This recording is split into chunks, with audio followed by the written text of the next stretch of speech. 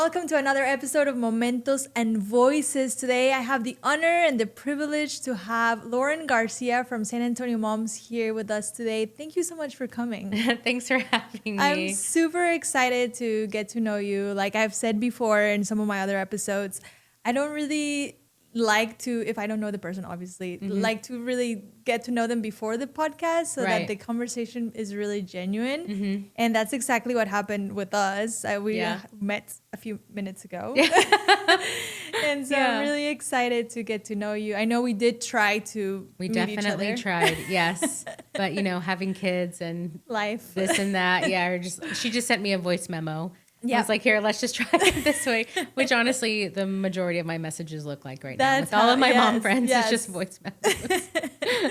So I'm excited to get to know you, learn more about what you're doing, who you are, and then, of course, all the great things that San Antonio Moms is doing for the mom community here in San Antonio. So, again, thank you for being here. Thanks again for having me. Let's start from the beginning. Okay. Who are you? What are you doing in San Antonio? Were you born here? Were you not? Yeah. And then what do you do for a living? And then we'll get more into the San Antonio Moms group. Yeah. So I am born and raised in San Antonio.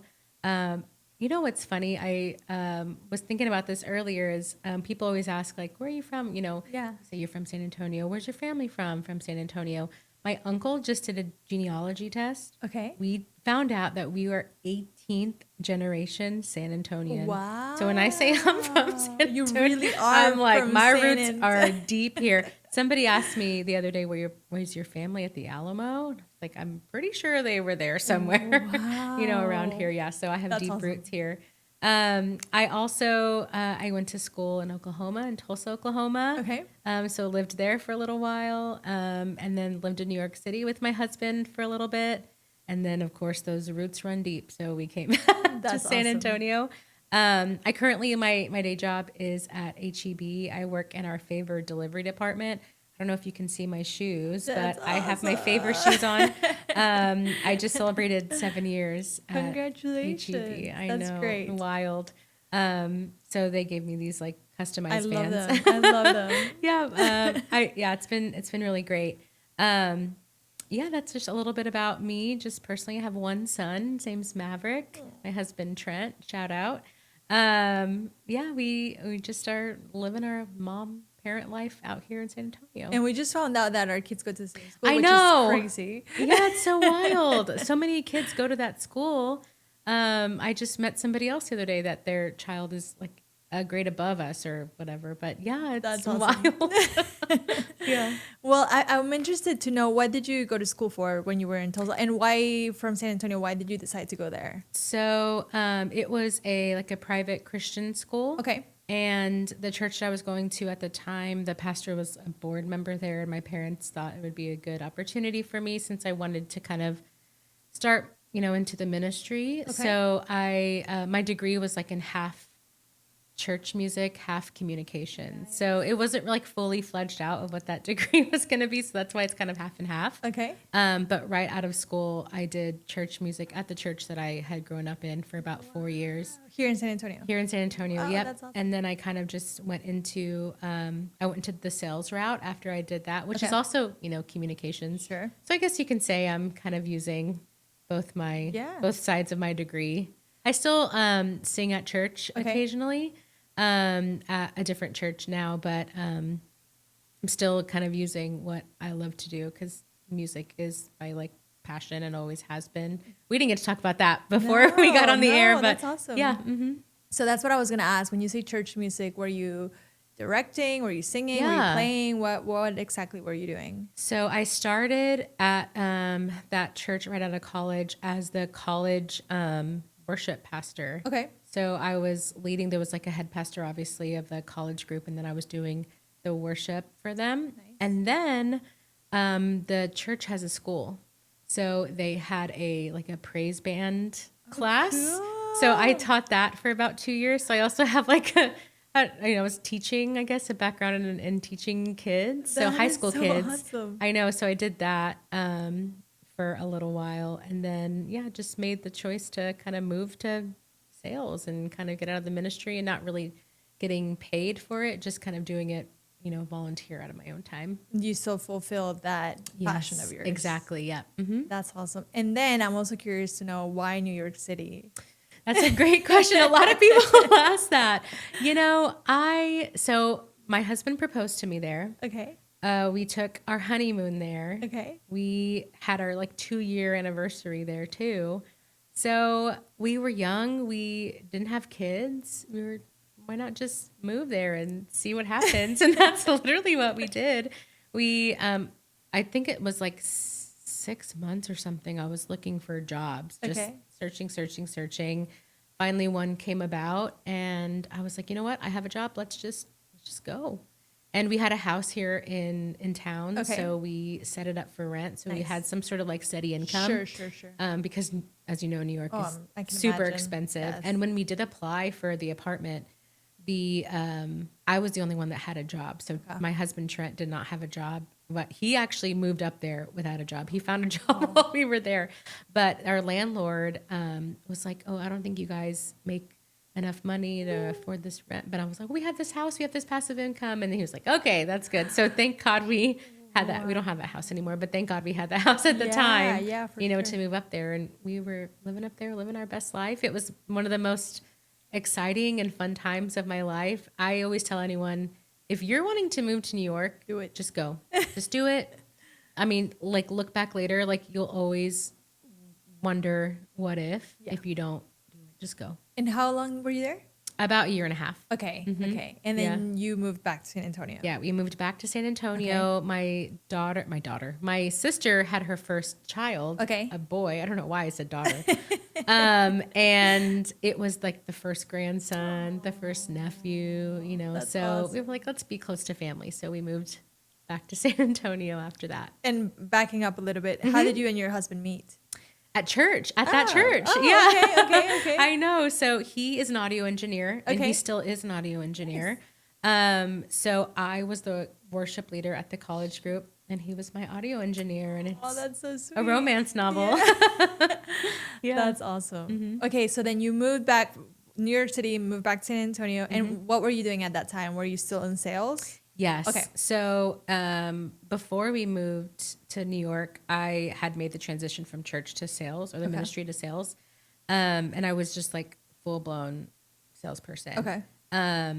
And we were also attending Hillsong in New York City at that time.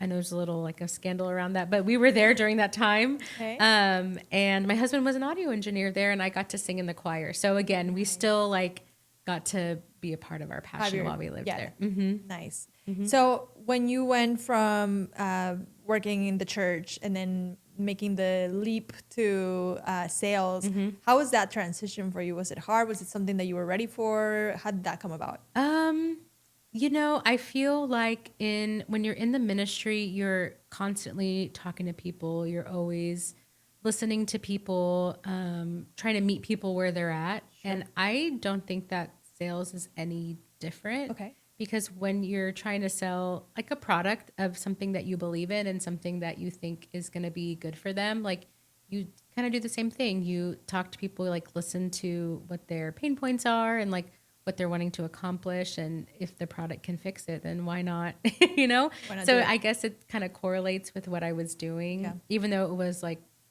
for church versus a product. Right.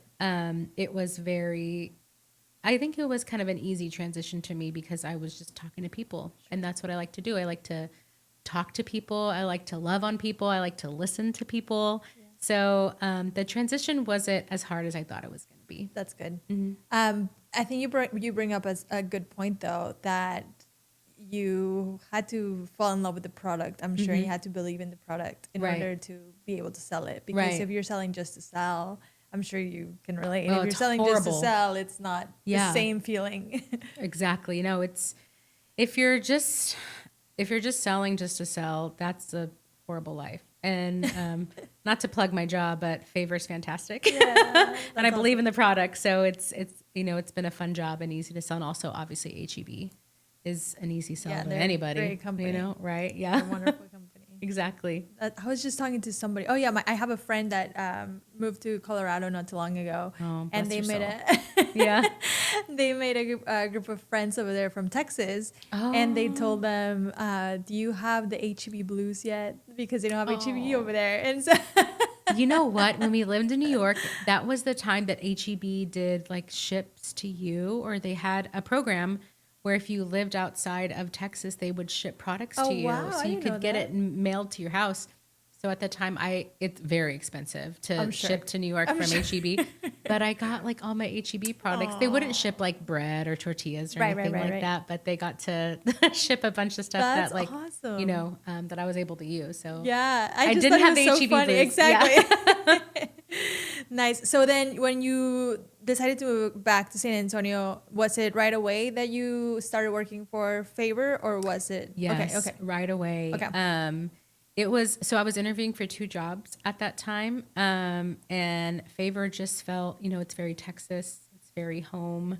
So the other job was more of like it was a global company. Okay. So even though it was like an awesome like name brand global company, Favor just felt More right, home. Yeah. more home. A lot of the people that are there, like from Texas, whenever we hire somebody new, even though we're all remote, we're all over the state of Texas. Mm-hmm. I thought that was very unique that like if you were to go to like one of our competitors, you're not going to have like a salesperson in your town. Sure. At Favor you will. And I thought that was kind of cool, just like how you have HEB in every town, we have a Favor person in almost every town. That's awesome. Yeah. That's great. Mm-hmm. Okay, so then you started working at Favor. Yeah.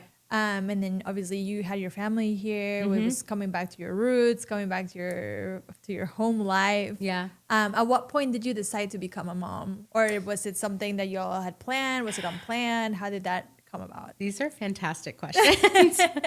Well, okay. So we were not planning on having children. Okay. That was something that like an actual like conscious decision that we made, that we just felt like we loved our lives together and we were not really planning on starting a family. Okay. And so when we moved back to San Antonio, I think we were married about 5 or 6 years. Okay. And then we ended up having my son around like our 8-year anniversary. So about 3 years that we were in town. So just one day, it was around our anniversary that, it's one of those like, hey, I think I skipped, I'm late, Yeah. And he's like, oh, it's fine. We're not, it's whatever. During that time, actually, we were going through a very stressful situation with Trent's family. Unfortunately, his sister had a traumatic brain injury. So we were in the hospital that time. So we were I thought I was super stressed and he thought that too. And, his little sister was 6 at the time. So it was, we were taking on, Trent's the oldest of 8. So we were taking on some of his siblings at the time. And he was like, you're super stressed. It's fine. Like, that's why you're late. And I was very regular. So this seems very strange, Anyway, we just, his parents live on a ranch. And so we were at the ranch watching the kids and I took a home pregnancy test. I was like, hey, surprise. I wasn't stressed, Not yet, at least. No, yeah, right. For real. So he was a surprise, like the best surprise ever. Like, I don't know. He just came in, right at the perfect time, especially when we were going through all that crazy stuff with his sister. It was, even though his mom was going through what I cannot even imagine, it was just like a light for her too, to know that, she's going to have a grandbaby. So, that was kind of like our plan. Not really our plan. We had to figure out a plan at that time. I text my sister, who at that point already had 2 kids. Okay. I was like, what do I do now? What happens next? She's like, you need to schedule an appointment. Like, okay, I guess. And then, the rest is kind of history. He's 3.5 now. So that's awesome. Yeah, he's 3.5. So I'm curious to know from someone, I have a lot of friends that have consciously decided not to be moms, and I always tell them that's awesome for them. I mean, being a mom, as I'm sure you can relate, is the best thing that's ever happened to me. Oh yeah. But it's also very difficult. And if I can totally understand somebody who doesn't want to have kids, like I respect that decision 100%. So how was your mindset from going from we're never gonna have kids, we're not planning on it, to okay, now we're gonna be parents? Yeah. You know, I don't think that. So, I've never actually sat and thought about that or even talked it out. I think we just like did it, Yeah. you know, kind of the same thing with New York. Like we just made like, all right, it's happening. Let's go, you know, and we've kind of always like worked together that way. That's awesome. So it was just like, okay, now we're going to be parents. What's the next step? You know, how can we support each other? What do we do now? So I think we did it. I don't think we've actually fully grasped the concept of parenthood until like right now, like literally 3.5, because, you know, when they're newborns, they're still kind of blobs and, you know, they don't really have conversations with you until about 3.5. Yeah. And you're like, oh, I actually have to parent now. So I think right now is when we're actually kind of going through the throes of it is, okay, now we like really need to rely on each other. I do not understand how now I feel like I'm getting less sleep than I did when he was a newborn, which even though he was getting, you know, waking up every 2 to 3 hours, I feel more tired now than I did. Because now he's getting up in the middle of the night and coming to our bed and trying to put an end to that. If you follow me on Instagram, you know that that has been like a struggle of mine. I've talked about it at length. Like, how do I keep this kid in his bed? But Ours sleeps with us, so I have no room to talk. Yeah. She sleeps Which, with you know, so I made like a little makeshift little bed next to me. So when he does come in the middle of the night, I'm like, okay, you can just go lay on this little bed next to me. And then in the morning, like around 6, he'll come and cuddle on my side. But it's still like him coming in, Mama, what? Okay, go lay down. You know? Yeah, and you're working full time too, which is tough. Oh, yeah. I luckily and thankfully I get to work from home. Yeah. That's a blessing. For sure. So during the summer, you know, it gets a little stressful. My husband, because he's an audio engineer, he works for himself. He has the ability to kind of make his own schedule as well. So we can kind of work around each other. Okay. Especially like for today, like he was at gymnastics. So Trent took him to gymnastics and I got to come awesome. here. Mm-hmm. Good. Well, thank you. Yeah, of course. And so how was your pregnancy? Did you have a good pregnancy? How was delivery? All of that? Yeah, I had a fantastic pregnancy. Good. And that's, I think, another reason why I am kind of more than likely considering one and done. I'm also like 37. So, you know, click.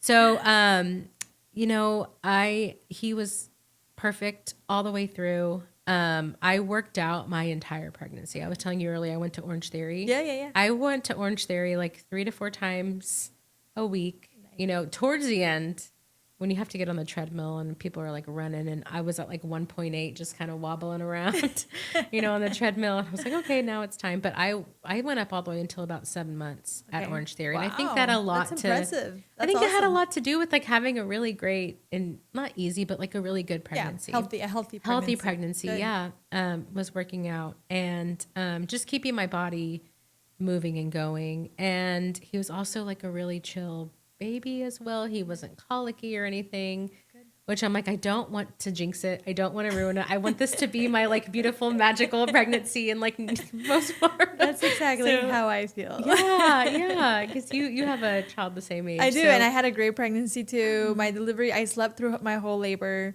I did. And it was awesome.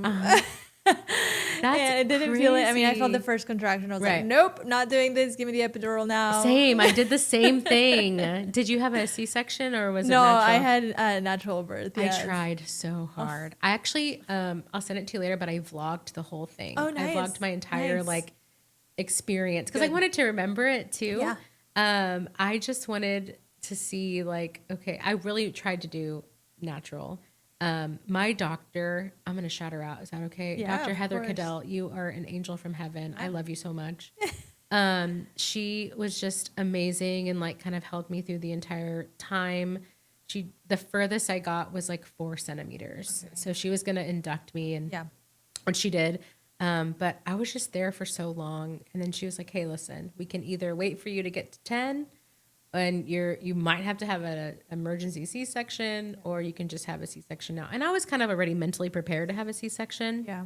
My mom had one. Okay. My sister had one. My aunt had one. So I was like, okay, It could happen. It could happen. It's going to be fine. The baby will come out. It's not going to be a big deal. So she gave me those two options. I talked it over with Trent. I think Trent was more nervous about having a C-section than I was. So maybe he talked to Heather Cadell, Dr. Cadell, more than I did. But I was like, I don't care. Just get him out. Yeah. So I did have like 1 or 2 contractions. Okay. And I just was like, no, what do we do? How do I stop this? This is cool. I would not wish contractions on my worst enemy. Nope. They're horrible. Yes. I shout out to the moms that go all the way through. Yes. My mother-in-law was one of those too. Had the babies in the bath. Like you were the elite woman, like truly. But yeah, I was like, C-section, epidural, cut me open, take it out. Yes. Yeah, same here. Yeah. I mean, not the C-section part, but the epidural, I was like, first contraction, I think honestly, I mean, I'm a big baby. Mm-hmm. So I think maybe I was dilated in like 2 or 3 centimeters. And that was the first, like, it was probably not even that bad. You're right. And I was like, nope, I need the epidural right now. We're not doing this. And thank God they gave me the epidural right away. And I slept, like I said. They had to wake me up. They're like, okay, you ready to have a baby? I'm all right, like, okay, let's do it.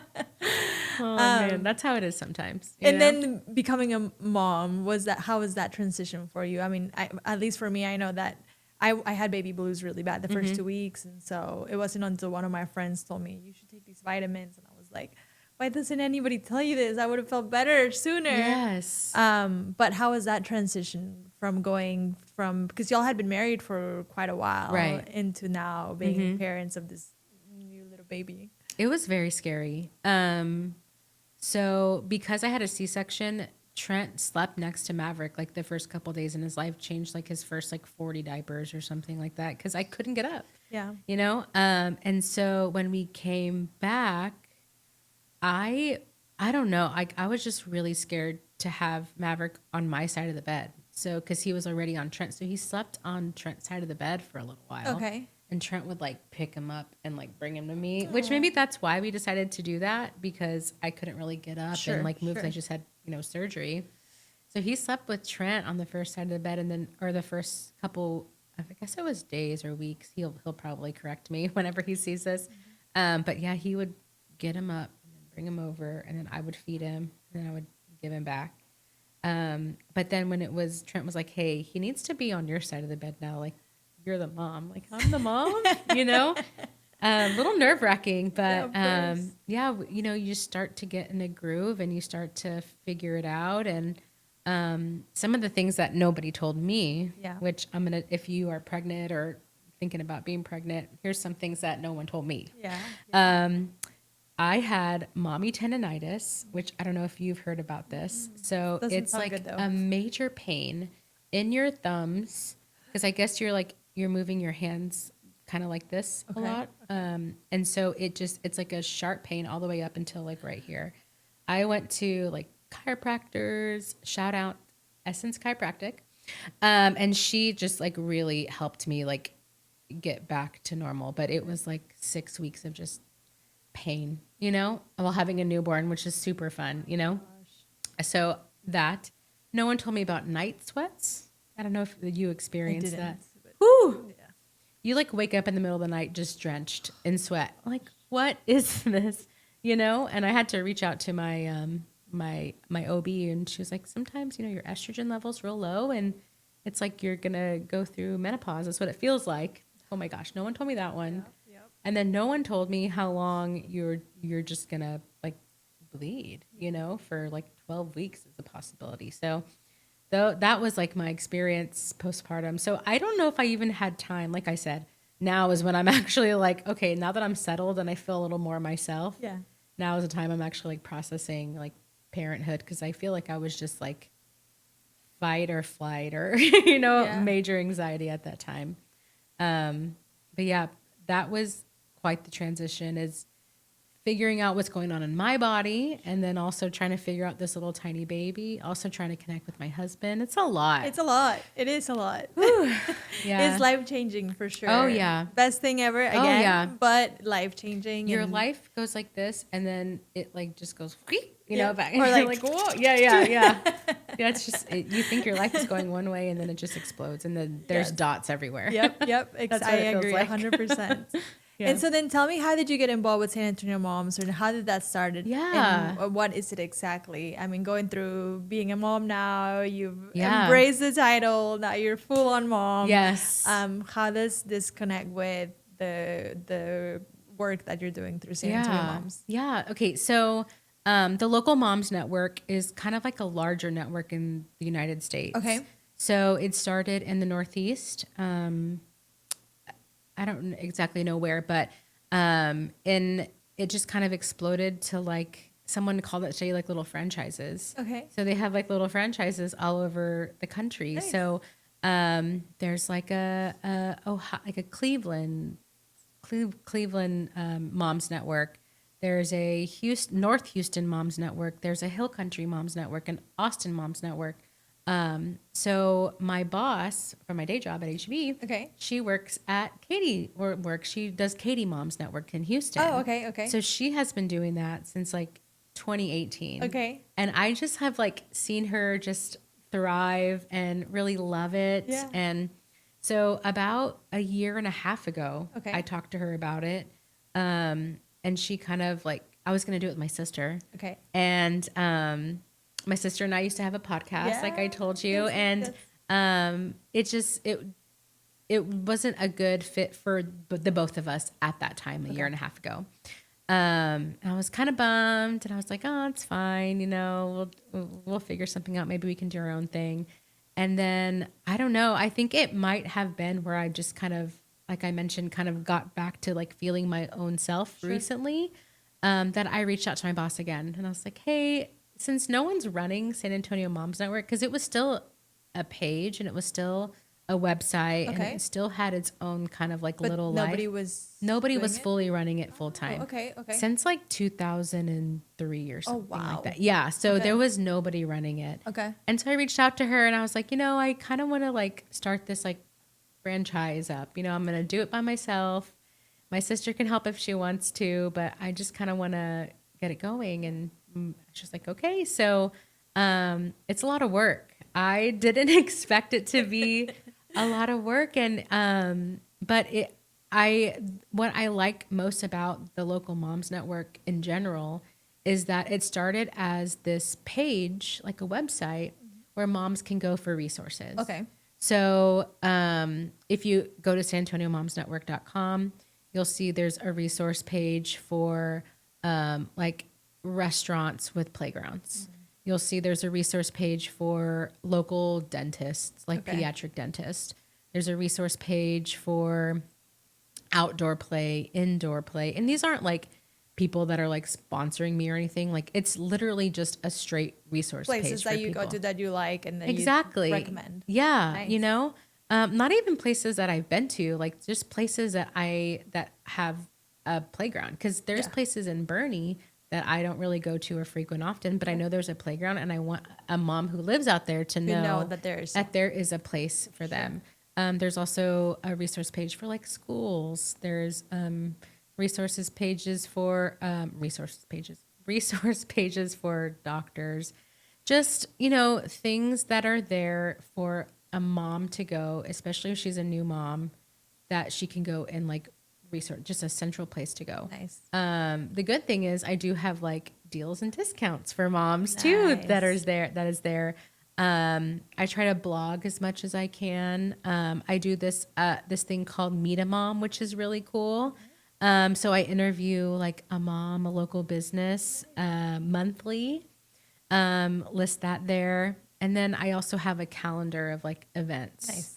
So, and I'm like a one person. I was going to ask you, is there anybody helping you grow this? Okay. No, it's a lot of work. Yeah. On top of like my day job and, being a mom. Yeah, it's wife. just exactly. And, trying to make sure that have my head above water, trying to work out, it is a lot of work. So I definitely updated as much as I can, but had not been updated since like 2003. Okay. So took a lot of time to like make sure all the resource pages were up to date. I try to post as many like family friendly things that I can see, and I just pop it on the website or like obviously like Instagram page and TikTok page. But yeah, there's a lot of really awesome resources that not only that I try to give, but also the local moms network. They do recipes that I post on the website. They'll do, I just posted one about like the do's and don'ts of sunscreen and like what doctors say. And, they also like give us really great resources as well. So, that's where I kind of just jumped in super recently. So it's been since like, March. Okay. Since I took over the page. So I'm learning a lot, growing fairly quickly, which has been amazing because I want to build a page where, moms feel comfortable and they feel like it's a safe space because a lot of times like no one wants to talk about, hey, I bled for 12 weeks, but that's just what it is. That's like a part of motherhood or like, my child, needs a doctor and I need to know a place to go. Like I want to just make sure that moms have a really good spot to feel safe and that they feel like they know where to go if they need something. Yeah, and I think you'll agree with me that the more you talk about things that you think nobody else is going through, the more you realize that a lot of moms go through the same thing. Like perfect example is the vitamins. I mean, I was going through the baby blues for like almost 2 weeks, feeling terrible, didn't tell anybody. Finally decided to tell my group of friends, and one of them who was a mom said, "Oh, that happened to me too. Yeah, you should take these vitamins." And I was like, I should have opened up about it, Right. But I think it's much needed. I think in the mom, I mean, we've gone through this. You go through so many different changes in your life, and it's a roller coaster of emotions, and it's a great feeling, but yet you're exhausted and you're still working for working moms and even stay-at-home moms. I mean, that's an even tougher job. You're going through so much that you really need to find that network of people and that support group and knowing that there's a community behind you. I think it's super important.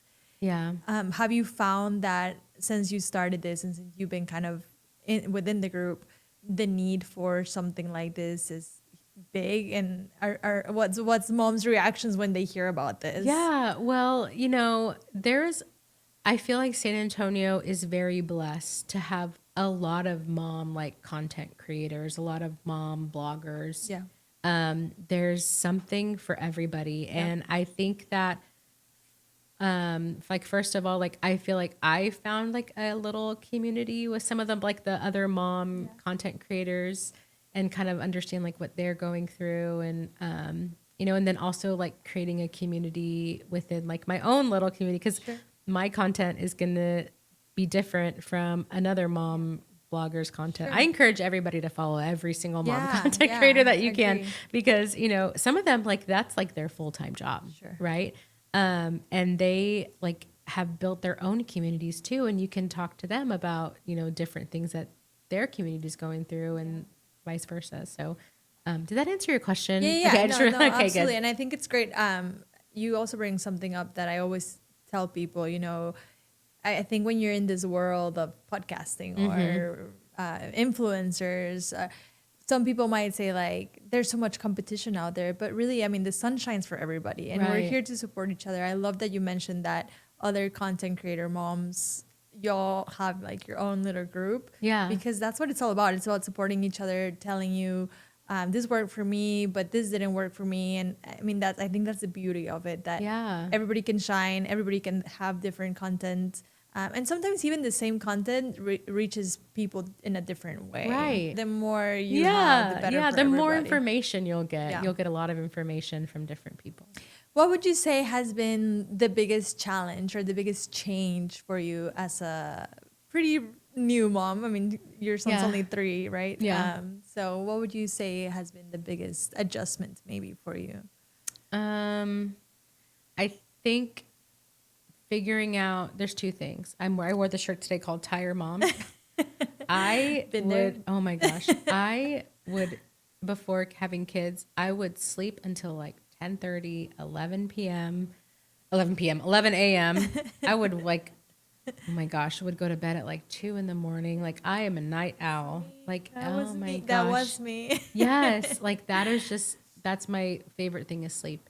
And that has been the biggest challenge is figuring out like how I can function in life with so little sleep. I told you before I got here, I like chugged a little half a Lonnie, so I could feel like awake and alive. I would say that is like one challenge. And then the other challenge is figuring out how to be a working mom. And like, don't want to get emotional, but that was like the hardest thing for me is because I take so much pride in my job and I also take a lot of pride in being a mom. So finding, I see that big breath, like, you know, what that is like, you know, finding that balance was really tough. And it took me, it still is taking me a really hard time to kind of find comfort in the fact that I'm not going to be the same type of employee that I was, you know, before I had Maverick. But I'm always going to be like as the best mom that I can be to him, you know? So like that is not going to fall. Unfortunately, sometimes the job stuff kind of falls to the wayside, but I think, I don't know, all that matters is Maverick and his life and his upbringing. And I think, just trying to wrap my mind And around that. Yeah. Finding that balance between the two. Yeah. I think it truly took me like a year and a half to actually like come back into consciousness with like my job in the first place. And then it's taken me another year and a half to realize like, oh, I'm not going to be that same person that I was before I had him. I don't know. Maybe that's trauma. I don't know what that is. No, I think, yeah. I think we go through it. I'm a working mom too. Yeah. And it's tough. It's not easy, you know, and, I've talked about this before with other people where the maternity leave is not enough. I mean, you have a newborn baby and you're barely figuring out how to feed him or her. Right. And now you have to go back to work and you have to do all these things. And yes. so that part in itself is hard. And then finding that balance and being away and wanting to be present. Yes. And so it's tough. I mean, I don't think it's an easy thing.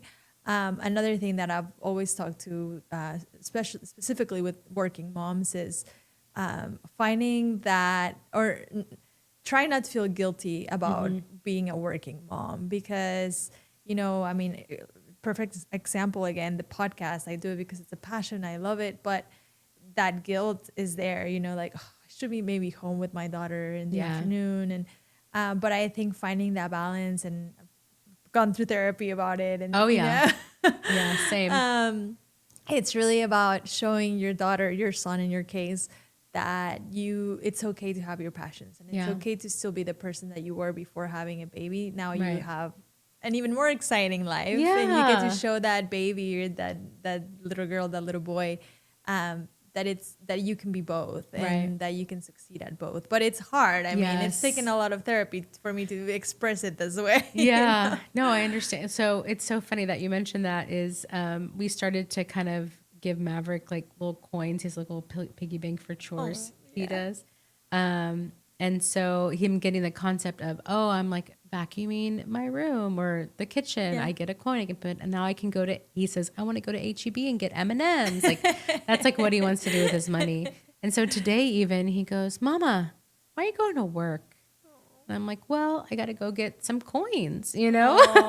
And he was like, well, why? I'm like, to pay for our house and to pay for our food. Like that's how we're going to get it. I got to get all these coins. So like him kind of understanding the concept, that's like, awesome. That's why I work. That's why Dada works. But today it was hard too, because he was like, I don't want you to go to work. And he came up and gave me, that's the hard part too, is I'm like, super tough. And I tell him too, like, I don't want to go to work, buddy. I want to stay here with you. I really do. Me too. You know? I tell her that all the time. Yeah. I would rather be here with you, buddy. Trust me. Yes, it's hard. It's very hard finding that balance. But at the end, you also have to be you. Right. Like you mentioned, you're working out. It's finding those little things. I used to play tennis a lot, and I recently started taking classes again. And I even posted a picture of me on the tennis court, and I said, find time to do the things that you love. And I had so many messages telling me like, yay, that's awesome. You're right. So I think happier moms means happier kids, right? Exactly. Happier parents. Right. Yeah. Not to exclude dads, but yeah, they're fine. no, but I mean, I think it's a challenge. And going back to San Antonio moms, I think having that support group is super important, because you have those moms that remind you that it's okay to take the afternoon off and go hang out with your friends, or go work out, or read a book, because that mom guilt is a real thing. Yes.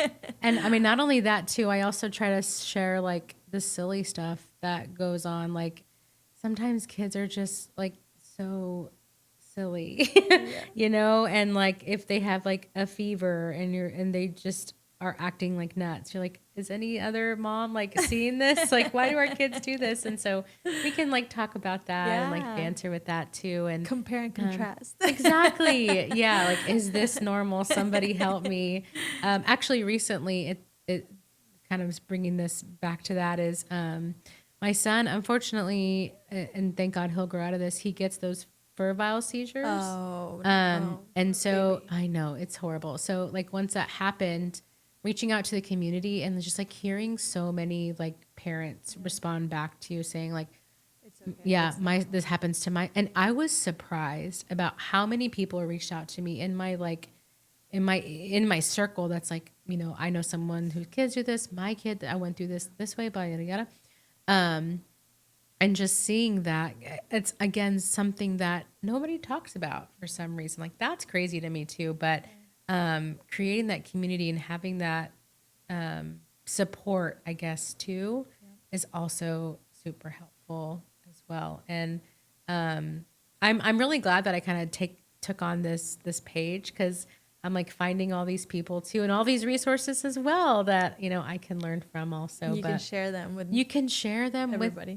With everyone, and just little mom hacks and tips and tricks. And then if someone else shares something that I see really cool, I'll like automatically send it to my page. There's this other mom page that does like meetups, and I love to like share the meetups that she does. She does like play dates, and then she also does like mom specific things, like you were saying, like going out, and I'm like, yes, girl, I'll do it. Yeah, that's much needed.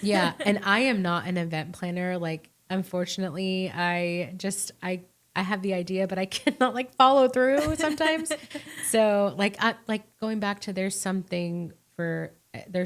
going to be something for everybody. So someone that needs like that group, you know, that needs like a mom date or needs like a play date, I'll share it. And, you know, that mom can have somebody that she can go like meet. You know, unfortunately, I'm not good at at planning, but I'll show you somebody who can plan. No, that's awesome. You know, that's awesome. That's great. Mm-hmm. And so I have a question that I always to ask. If you could offer any type of advice to somebody maybe in the sales world, or maybe even like first time mom, or thinking about becoming a parent, what would you tell them after everything you've been through, after all of your journey and everything that you know now? Yeah. What would be the one piece of advice that you would share? Oh my gosh. We'll start with sales, because that's what I know more than parenthood. I feel like if you're looking to be into sales, just be prepared to talk a lot and listen a lot. I think know that you're not going to hear yes all the time. You're going to hear no a lot, way more than you're going to hear yes. Be prepared to, you know, just kind of feel a little more rejection than acceptance, and just learn how to kind of roll with the punches. I feel like that also helps in like life too. And celebrate the small wins. Now for parents, that's really tough. I think for a first time mom, I think from my experience, you just gotta get up and just roll with it. Yeah. Like, you know, you just have to kind of think, okay, live moment by moment. Like, okay, what's next? All right. Okay. So don't think about like what's going to happen in 3 years and 10 years, whatever. Kind of take that as it comes, but kind of live in the moment and be like, okay, what does my kid need now? Yeah. My kid's safe now. My kid is good now, and all right, what do I need to do next? Okay, so now I have this thing. I'm in this moment. I'm doing this thing. Okay, all right, well, what's the next thing? So, I just live moment by moment, whenever, especially you're in that first stage of parenthood. I would say probably the first 2 weeks are the hardest, and be mentally prepared for that. A lot of people are going to want to see your baby. A lot of people are going to want to hold your baby. It's okay to say no to people holding your baby and coming to see your baby. Trust your instincts. I mean, you just have use ChatGPT if you want to occasionally, but truly trust your instincts, because you were created to have a baby and make a baby, and your instincts will kick in. And then talk to your friends, talk to your mom group. If it might be an experience where, you had the baby blues, and, you could just take the vitamins that you did. Yeah. What were they? Maybe you can share that. Postpartum support. I think the brand is Stork something. Okay. But they were postpartum support vitamins. Yeah. And it was awesome. Yeah. I mean, it was night and day for me. Wow. Yeah. I would say it's okay. Another thing, it's okay if you can't nurse, formula's fine too. That's another thing a lot of moms put stress on. Yep. Your baby is going to get fed one way or the other, Fine. Yeah, they're going to be fine. There's that meme that's breastfed or formula fed. They're going to end up eating fries off the ground. Cheetos. Anyways. Yeah, my son was eating M&Ms off the ground yesterday. Nice. Oh my God. It's fine, Antibodies. Yeah, for real. Goodness. And then the other question I like to ask, thank you for that, by the way. That was wonderful advice. If you could go back in time and talk to a younger version of yourself, like a baby, not baby, maybe a 8-year-old version of yourself, what would you tell yourself, or what did you have to hear back then that you didn't hear again after everything you've been through, now being a mom, being a working mom, starting this support group? What would you tell yourself? My 8-year-old self. Or younger self. Oh my gosh. I just made that up. But maybe I can go to 12. Perfect. I feel like that works. My 12-year-old self really needs to hear maybe, oh my gosh. What does she need to hear? I think that, everything that you go through is for a reason, and it's going to make you into, can I curse on here? Yeah. It's going to make you a badass person, and you are going to be a really awesome mom, and you're going to be a really awesome wife and a really awesome professional. And every lesson that you go through is going to get you to this point. I don't want to cry. I love that. Yeah. That's awesome. Maybe how old am I? Maybe my 50-year-old self is telling me that right now. You need to listen to yourself. I guess so. Yeah. We all need to hear those words. Right. Mm-hmm. Follow our own advice. Yes. Yes, it's true, because that's just how it's going to be, because you're you, And believe it, I mean, you're a working mom. You're, again, badass mom. And look what you're doing. Yeah. You decided to take something on during your free time that I'm sure you don't have. No. To help other moms. So that's awesome. We need more people like that. It's super really fun. I really do enjoy it. I enjoy everything that San Antonio Moms is right now, and then it will become. Yeah. I just wish there was more of me and I had more time to invest into it, and eventually I will. But so far it's been such a fun experience and a good ride. And if you just started with me, it's only going to get better. Hang on to the ride, because it's going to be a lot of fun. No, I love that. And thank you for doing that. I mean, even with the little time that you have, taking a project that big on is not easy. So on behalf of the mom community, thank you very much. Of course. Thank you. Well, it's been great meeting you. Where can people find you? Where can people find more information about you and San Antonio Moms? Yeah. Of course. So you can follow San Antonio Moms at San Antonio Moms on Instagram, at San Antonio Moms Network on Instagram, at San Antonio Moms Network on TikTok. Not so much on Facebook. You can browse if you would like to. But you can go to sanantoniomomsnetwork.com. That's where you find all of our resources and our resource pages and our blogs and our calendars. That's where you find that there. If you want to follow my Favor page, you can follow me, Lauren at Favor, where I post all the restaurants that are on the Favor app. But yeah, that's where you can find me. Great. That's awesome. Well, thank you so much, Lauren. Thank you for Of being course. here. Thank you. It's so nice to really meet you. I know, truly. Not just through voice notes. Yeah, and I will see you in the parking lot at our kids' school. Yeah, that's right. That's right. Now we can sit together at festivals. I know. Yeah, soccer shots, stuff Yeah, like that. Yeah, exactly. Yeah. Well, thank you so Of much. course. Thank you for everything you're doing for the San Antonio mom community and for being you and for all the great things that you're bringing to our community as a whole. So Thank you. Thank you. And thank you for watching one more episode of Momentos and Voices. Don't forget to subscribe and we'll see you next time. Bye-bye.